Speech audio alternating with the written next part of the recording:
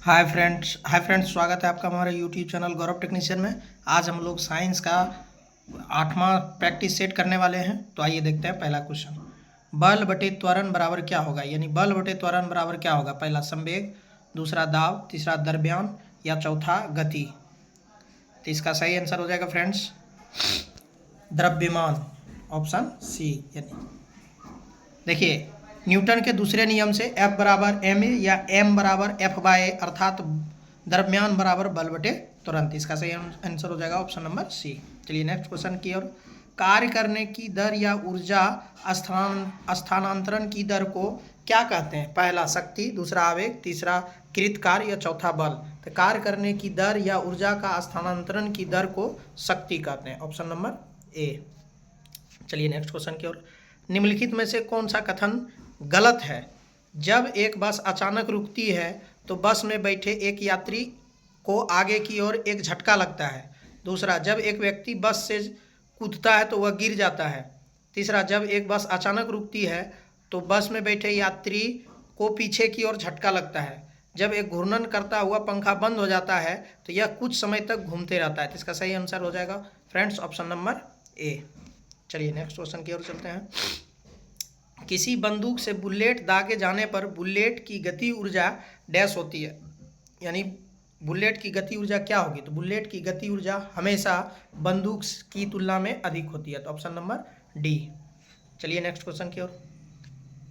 3 kg की एक पिस्तौल 180 मीटर प्रति सेकेंड के वेग से 40 ग्राम की गोली क्षैतिज रूप से चलाई गई है। पिस्तौल का प्रतिघाती वेग कितना होगा। तो इसका पिस्तौल का वेग बराबर गोली का संवेग, ये फार्मूला दिया हुआ है, तो इस पर आप निकाल सकते हैं फ्रेंड्स, क्योंकि ये वीडियो लंबा हो जाएगा, इसलिए इसका आंसर हो जाएगा ऑप्शन नंबर ए।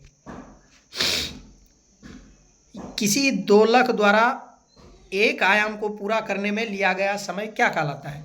किसी दोलक द्वारा एक आयाम को पूरा करने में लिया गया समय आवर्तकाल कहलाता है। इसका सही आंसर हो जाएगा फ्रेंड्स ऑप्शन नंबर बी, आवर्तकाल। चलिए नेक्स्ट क्वेश्चन की ओर। विद्युत धारा की एसआई इकाई क्या है। पहला कूलम, दूसरा वोल्ट, तीसरा एम्पियर या चौथा ओम। तो विद्युत धारा की इकाई एम्पियर है, ऑप्शन नंबर सी। चलिए नेक्स्ट क्वेश्चन की ओर। मानव आंख में मौजूद डैश अंडाकार स्थान सर्वोत्तम दृष्टि क्षेत्र होता है। पहला हरा, दूसरा नीला, तीसरा सफेद या चौथा पीला।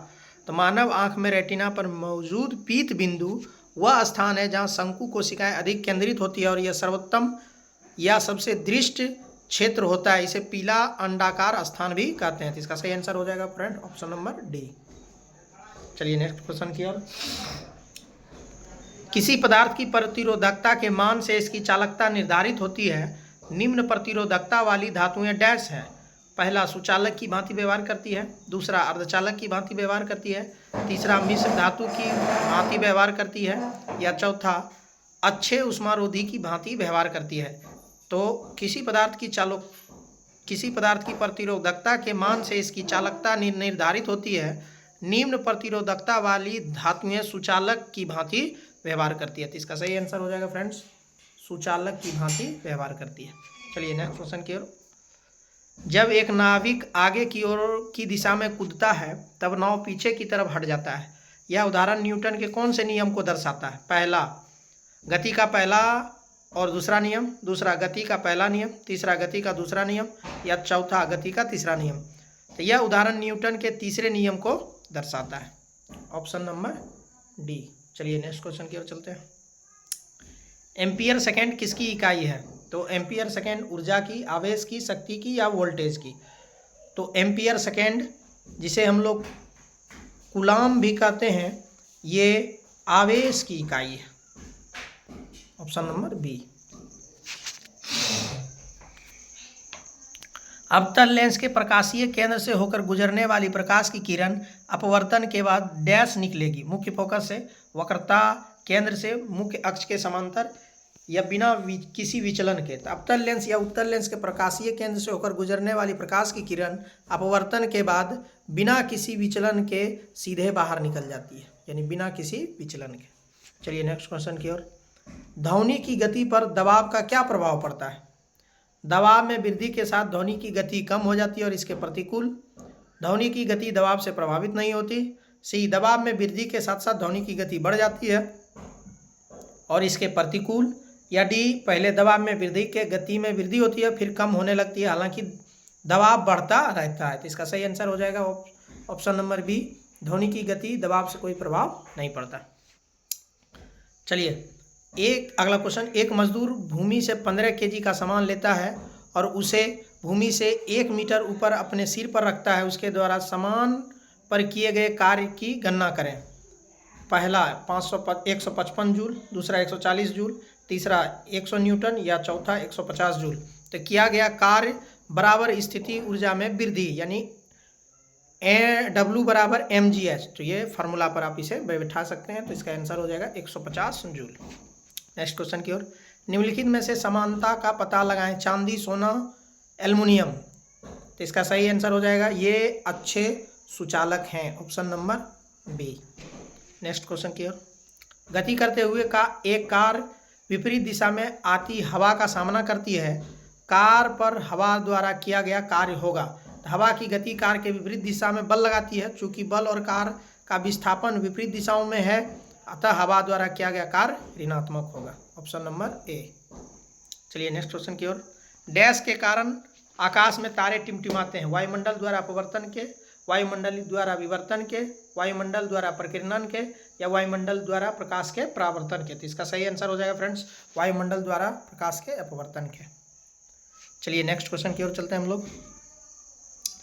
निम्नलिखित में से कौन अधिक कार्य कर सकता है, एक चली हुई गोली, उठा हुआ हथौड़ा, घूमता पहिया या तेजी से आता हुआ पत्थर। तो इसका सही आंसर हो जाएगा फ्रेंड्स एक चली हुई गोली अधिक कार्य करेगा। चलिए नेक्स्ट क्वेश्चन, एक प्रसारण केंद्र 71 × 10⁴ हर्ट्ज की आवृत्ति और 3 × 10⁸ मीटर प्रति सेकंड की गति के साथ तरंगों को प्रसारित करता है, तो तरंगों का तरंगदैर्घ्य क्या होगा, यानी v बराबर n लैम्डा।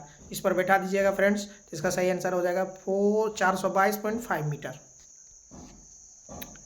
किसी चालक के लिए वोल्टेज धारा ग्राफ की आकृति कैसी होती है, तो किसी चालक के लिए वोल्टेज धारा ग्राफ की आकृति रैखिक होती है, ऑप्शन नंबर सी। चलिए नेक्स्ट क्वेश्चन, यदि वेग को दोगुना कर दिया जाए तो संवेग 2 गुना और गति ऊर्जा 4 गुनी बढ़ जाएगी। चलिए नेक्स्ट क्वेश्चन की ओर, प्रत्यावर्ती धारा का आविष्कार डैश द्वारा किया गया था। तो प्रत्यावर्ती धारा का आविष्कार पहला आइजैक न्यूटन, दूसरा अल्बर्ट आइंस्टीन, तीसरा निकोला टेस्ला या चौथा थॉमस एडिसन। तो इसका सही आंसर हो जाएगा friends Nikola Tesla, option number C. चलिए नेक्स्ट क्वेश्चन की ओर, वाहनों में विंग मिरर के रूप में किस प्रकार के दर्पणों का उपयोग किया जाता है, पहला उत्तल, दूसरा अवतल और उत्तल, तीसरा अवतल या चौथा समतल। तो इसका सही आंसर हो जाएगा फ्रेंड्स उत्तल दर्पण, ऑप्शन नंबर ए। विद्युत धारा द्वारा उत्पन्न ऊष्मा के लिए सही सूत्र निम्न में से कौन है, तो इसका सही आंसर हो जाएगा H बराबर VIT, ऑप्शन नंबर सी। चलिए फ्रेंड्स, आप लोग अगर वीडियो अच्छा लगे तो कमेंट जरूर कीजिएगा और ज़्यादा से ज़्यादा शेयर कीजिए। Thank you so much.